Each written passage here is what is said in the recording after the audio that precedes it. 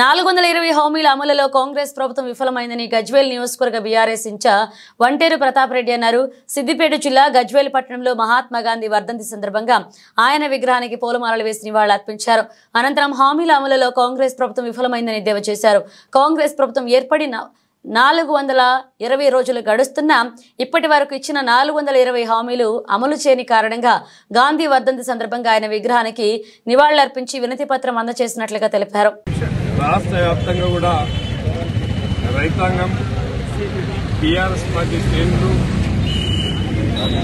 మహాత్మా గాంధీ గారికి కాంగ్రెస్ ప్రభుత్వం కాంగ్రెస్ పార్టీ ఇచ్చినటువంటి హామీలు 14 మాసాలు ఇచ్చినప్పటికీ కూడా ఎక్కడ కూడా అమలు కాకపోవడం వల్ల ఇలా మహాత్మా గాంధీ గారి వర్ధంతి సందర్భంగా కాంగ్రెస్ పార్టీ ఇచ్చిన మేనిఫెస్టోను ఆయన చేతిలో పెట్టి ప్రజాస్వామ్యాన్ని కాపాడాలి, మహాత్మా గాంధీ గారి విజ్ఞప్తి చేసే విధంగా కాంగ్రెస్ పార్టీ మీద ఒత్తిడి తీసుకురావడానికి ప్రజలకు ఇచ్చినటువంటి హామీలన్నీ కూడా అమలు చేయడానికి ప్రజలలో ఉండి పోరాటం చేస్తా ఉన్నాం.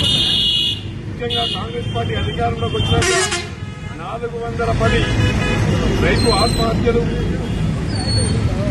55 మంది విద్యార్థులు ఆత్మహత్యలు, 40 మంది చేనేత కార్మికుల ఆత్మహత్యలు.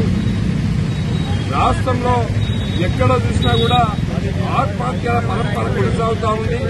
మరి ఇచ్చినటువంటి హామీలు ఎక్కడ కూడా అమలు కాలేదు.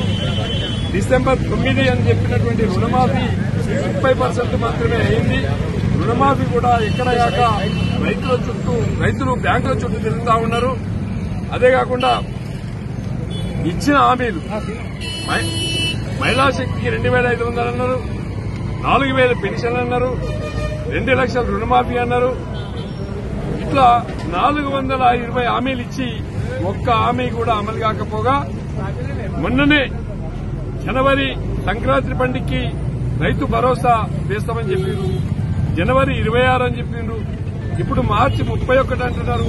అంటే వాళ్ళని నోరా మోరా నాలుగనా తాటిమట్టనా అసలు రోజుకొక వాయిదా పెట్టుకుంటా ప్రజల్ని నమ్మించి పంపించే ప్రయత్నం చేస్తా ఉన్నారు. దాన్ని మేము తీవ్రంగా వ్యతిరేకిస్తున్నాం. ఏది ఏమైనప్పటికీ కూడా కాంగ్రెస్ పార్టీ నాయకుల్ని గ్రామాలలో తిరగనీయని పరిస్థితి వస్తుంది.